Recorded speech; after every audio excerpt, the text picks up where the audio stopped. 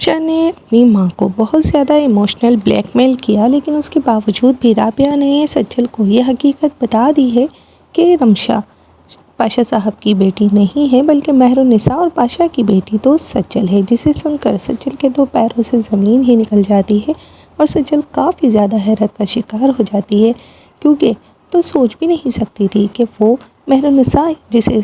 پھپھو سمجھتی آئی ہے وہ ہی اس کی ماں ہے۔ اور اس بات کو لے کر وہ پاشا صاحب سے غصہ کرنے وہاں پہنچ جاتی ہے۔ جب سالار اسے سمجھانے کی کوشش کرتا ہے،